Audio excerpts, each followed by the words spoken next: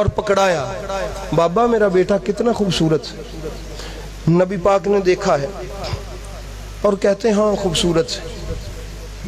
بابا آپ میرے بیٹے کو دیکھ کے پریشان سے ہوئے ہیں، کیا یہ خوبصورت نہیں ہے؟ میرے محبوب نے فرمایا نہیں بیٹی بڑا خوبصورت ہے۔ پھر عرض کیا کسی موقع پہ بابا میرا بیٹا کیسا حسین ہے اور حسین ہے، دیکھیں یہ کیسا پیارا اللہ نے بیٹا دیا ہے۔ نبی نے گود میں رکھا اور رونے لگ پڑے۔ بابا جان کیا بات ہے، کیا میرے بیٹے میں کوئی معاملہ ہے آپ رو رہے ہیں؟ فرمایا نہیں یہ بڑا خوبصورت ہے، اس سے خوبصورت کوئی نہیں ہے، یہ میرے حسن کا جلوہ ہے، مگر بیٹا جب میں اس کا حسن دیکھتا ہوں تو مجھے وہ ساری کہانی یاد آ جاتی ہیں جو مجھے اللہ نے جبریل کے ذریعے سے سنائی۔ بابا وہ کہانی مجھے بھی سنائے۔ میں بیٹی سن، اس خوبصورت بیٹے کو ذبح کیا جائے گا، اس کے گلے پہ چھری چلائی جائے گی، اس کے ساتھیوں کو ذبح کیا جائے گا اور ان کو قتل کیا جائے گا، ٹکڑے ٹکڑے کیا جائے گا۔ احباب گرامی تو سیدہ کائنات کا سوال سنیں۔ بابا تب آپ موجود ہوں، مقصد یہ تھا کہ نہیں یہ کیسے ہو سکتا ہے کہ آپ موجود ہوں اور یہ ماجرا ہو جائے۔ پاک نبی نے فرمایا نہیں بیٹی میں موجود نہیں ہوں، اس کا باپ موجود ہوگا؟ نہیں وہ بھی موجود نہیں ہوگا۔ بابا میں موجود ہوں گی تب ماں ہوں، فرمایا نہیں تو بھی نہیں موجود ہوگی۔ چلو اس کا بھائی تو حسن سردار ہوگا نا، وہ تو موجود ہوگا، آپ نے کہا ہے یہ سردار ہے، نہیں وہ بھی موجود نہیں ہوگا۔ اب کوئی بھی موجود نہیں ہوگا؟ نہیں کوئی بھی نہیں، تو پھر یہ شہید ہو جائے گا؟ ہاں۔ تو احباب گرامی پھر ان کا یہ سوال تھا کہ میرے بیٹے کو جب یوں شہید کیا جائے گا تو اس وقت نہ آپ ہوں گے، نہ میں ہوں گی، نہ بھائی ہوگا، نہ باپ ہوگا، تو اس کے اس غم پہ کوئی رونے والا ہوگا؟ تو پھر میرے مولا حسین نے خود کہا، حضرت امام احمد بن حنبل فرماتے ہیں کہ من قطرت فینا قطرتن ودمعت فینا دمعتن عیناہو اسواہ اللہ تعالی الجنہ، جو ہمارے غم کی کہانی سنے اور رو پڑے یا اس کی آنکھوں سے ایک قطرہ نکل جائے، رب اس کو جنت عطا فرمائے گا۔ احباب گرامی یہ انہوں نے خود بتا دیا۔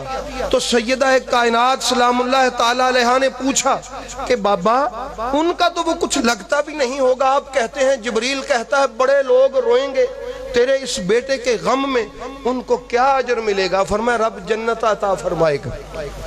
کیا عطا فرمائے گا؟ اب لوگ اعتراض کرتے ہیں، لو جی آنسو بہانے پہ جنت، آنسو بہانے پہ جنت۔ اور میں تو جنت کا مالک ہے یا جنت کے لیے تیرا کوئی ٹھیکہ ہے؟ جنت خدا کی ہے، وارث حسین ہے۔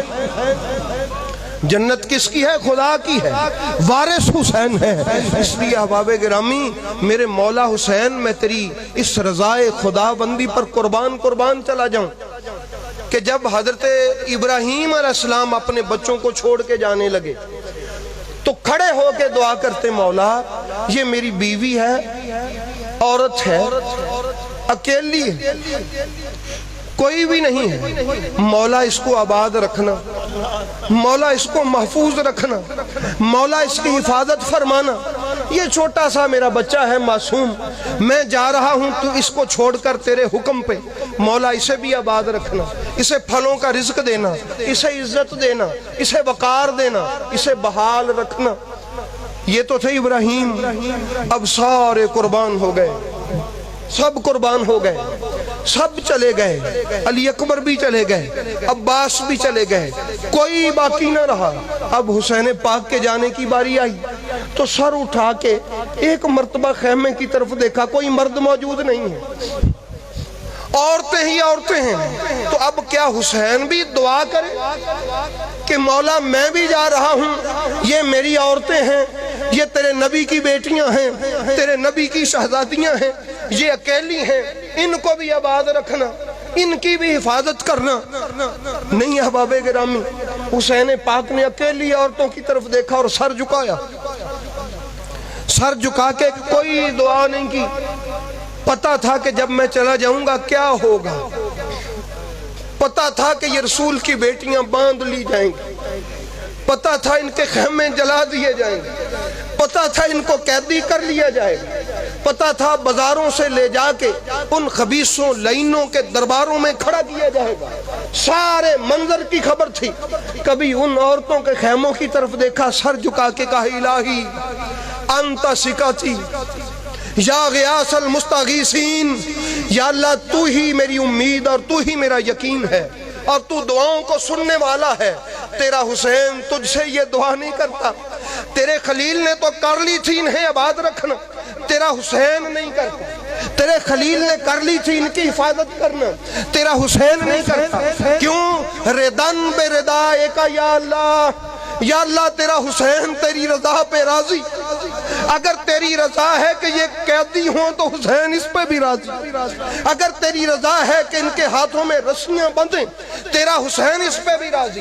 اگر تیری رضا ہے کہ رسول کی بیٹیوں کے خیمے جلیں, تیرا حسین اس پہ بھی راضی. وَتَسْلِيمًا بِأَمْرِكَ, اور تیرے حکم کو حسین نے تسلیم کر لیا, اپنا سر جھکا دیا ہے.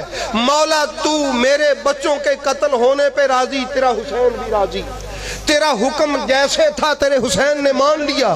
احباب گرامی, اب دیکھیے جناب خلیل علیہ السلام کو کہ وہ میرے مولا حسین کی قربانی کے وقت یقیناً کھڑے ہو کے فخر کرتے دکھائی دیتے ہوں گے کہ حسین میں اپنی ایک عورت کو چھوڑ کے جا رہا تھا تو میں نے تو دعا کر دی تھی کہ مولا اس کو آباد رکھنا. حسین میں تجھ پر فخر کرتا ہوں. تو فخر ابراہیم ہے, تو فخر اسماعیل ہے, تو فخر کل انبیاء ہے, تو فخر محمد مصطفیٰ ہے, تو فخر خدا. کہ تو یہ بھی دعا نہیں کرتا کہ ان کو آباد رکھنا, حالانکہ تجھے پتا ہے کہ کیا ہوگا. یہ ہے میرا مولا حسین, یہ ہے میرے مولا حسین. احباب گرامی, ان باتوں کو بلایا نہ کریں. جب 10 محرم کا دن آئے نا تو اپنی ماں کو دیکھا کریں. کبھی اپنے گھر میں بیٹھی ہوئی چھت کے نیچے عزت سے بیٹھی ہوئی بہن کو دیکھا کریں. کبھی اپنی چھت کے نیچے بیٹھی ہوئی عزت سے اپنی بیٹی کو دیکھا کریں, اور پھر یاد کیا کریں یہ وہ دن ہے جس دن میرے رسول کی بیٹیوں کے خیمے بھی جلا دیے گئے, رسول کی بیٹیوں کو رسیوں سے باندھ دیا گیا. احباب گرامی, یہ وہ دن ہے جس دن حسین علیہ السلام نے اپنی بیٹی سے کہا تھا کہ بیٹی سکینہ مجھے جانے دے. میں نے اللہ سے ایک دن عرض کیا تھا, مولا میں اپنی بیٹی سکینہ, جن کا نام تو رقیہ تھا, نام کیا تھا؟ رقیہ تھا. سکینہ کا مطلب کیا ہے؟ فرمایا مجھے جب کہیں سے سکون نہیں نہ ملتا تو مجھے اپنی بیٹی سکینہ سے سکون ملتا ہے. یہ میرا سکون ہے, یہ میرا چین ہے. یا اللہ اے بیٹی سکینہ, میں نے اللہ سے ایک دن بات کی تھی کہ مولا میں اپنی بیٹی سکینہ سے بڑی محبت کرتا ہوں. مولا مگر میں تیرے ساتھ وعدہ کرتا ہوں, جب تو کہے گا نا کہ حسین چھوڑ دے اپنی سکینہ کو, مولا میں بھاگا ہوا ہوں گا تیری بارگاہ میں. بیٹی سکینہ میں نے وعدہ کیا تھا, تو بھی وعدہ کر, تو بھی وعدہ کر. حسین کی بیٹی ہے, جب تجھ پہ ظلم ہو تو صبر کرے گی. احباب گرامی, میں حیران ہوں میں کہ جب سارے شہید ہو گئے, سب شہید ہو گئے, لاشیں بکھرے ہوئے, شام کا وقت ہو گیا, ایک روشنی سی آ رہی ہے, خیمے جل گئے. سیدہ زینب نے کہا آنے والے کون ہے تو؟ اب تو یہاں لوٹنے کے لیے بھی کچھ نہیں, جا واپس چلا جا. یہ رسول کی وہ شہزادیاں ہیں جن کے پاس اب کچھ بھی نہیں ہے. انہوں نے کہا میں حر کی بیوی. کہا کہاں سے آئی ہے؟ کہا پانی لے کے آئی ہوں. کیوں پانی لائی ہے؟ بچوں کے لیے لائی. تو سیدہ زینب نے آواز دی, بچوں آؤ پانی آ گیا. ایک کوہرام بپا ہوا, بچوں نے کہا میرے چچا غازی پانی لے آئے. آوازیں بلند ہوئی, آ جاؤ آ جاؤ, غازی عباس آ گئے. تو آ کے دیکھا تو غازی عباس نہیں تھے. پیالہ بھر کے دیا, کہا جو سب سے چھوٹا بچہ ہے نا اس کو دو. سیدہ سکینہ نے پیالے میں پانی بھرا اور علی اصغر کو ڈھونڈنے لگی. کیوں ڈھونڈتی ہے؟ کہ آپ نے کہا سب سے چھوٹے کو پہلے دے۔ احباب گرامی یہ مناظر تھے 10 محرم کی شام کے، یہ مناظر سے 10 محرم کی شام کے، مگر میں آج تک ان سیدوں کے مزاج کو نہیں سمجھ سکتا، نہ کوئی خدا کے علاوہ یا ان کے علاوہ سمجھ سکتا ہے۔ کیوں؟ شہادت نہیں ہوئی تھی تو آوازیں آتی تھی خیموں سے، العطش العطش، بچے پیاس سے بلک بلک کے کہتے تھے پانی، چچا پانی، چچا عباس پانی۔ پتہ نہیں کیا ہوا کہ جب سارے شہید ہو گئے کسی بچے نے نہیں کہا پانی۔ کیا ان کی پیاس ختم ہو گئی تھی؟ کیا ان کی وہ گھبراہٹ ختم ہو گئی تھی؟ نہیں احباب گرامی، وہ مسئلہ صرف پانی کا نہیں تھا، میرے غازی کی چاہت کا بھی مسئلہ تھا۔ کہا کہ ہم اس پانی کو کیا کریں جو چچا عباس نہیں لے کے آ رہے؟ تو احباب گرامی جب رسول کے بیٹوں اور بیٹیوں کے ان خیموں تک کو آگ لگا دی گئی، ان کے پاس جو سامان تھا لوٹ لیا گیا، اور رسول کی بیٹیوں کو قیدی کر لیا گیا، بنا لیا گیا، تو اس وقت پھر آسمان سے خون برسا۔ تاریخ میں آپ پڑھ کے دیکھ لیں، آسمان سے اتنا خون برسا کہ اس سارے علاقے کے جہاں چھتوں پہ کپڑے تھے خون سے رنگین ہو گئے۔ زمین اس قدر خون روئی کہ زمین سے کوئی پتھر اٹھاتے تھے تو نیچے سے خون نکلتا تھا۔ یہ آپ شام کو جو سورج کی سرخی دیکھتے ہیں، تاریخ پڑھ کے دیکھیں، حدیث پڑھ کے دیکھیں، کربلا سے پہلے نہیں ہوتی تھی۔ سورج اس قدر رویا کہ قیامت تک شام کو کربلا کا منظر پیش کرتا ہے، اور لوگوں کو رو رو کے بتاتا ہے لوگوں تم بھول گئے کیونکہ تم نے دیکھا نہیں، میں نے دیکھا، میں نے کربلا کا منظر دیکھا، میں نہیں بھولتا۔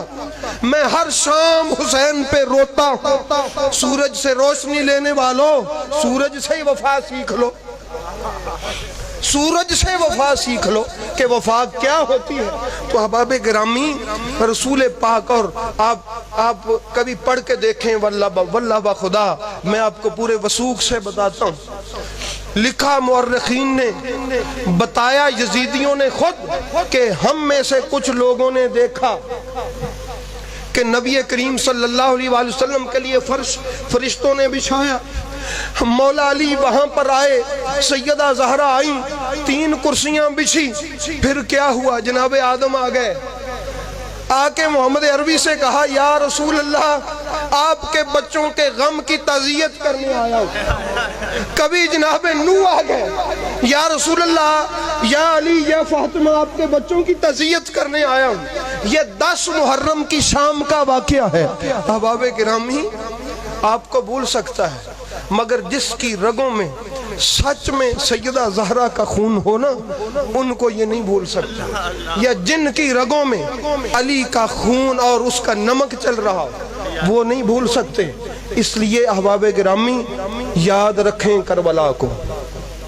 میں رات دوستوں سے کہہ رہا تھا کہ کیا احسان کیا کربلا میں میرے مولا حسین نے؟ احسان یہ کیا کہ تخت سے شریعت چھین لی۔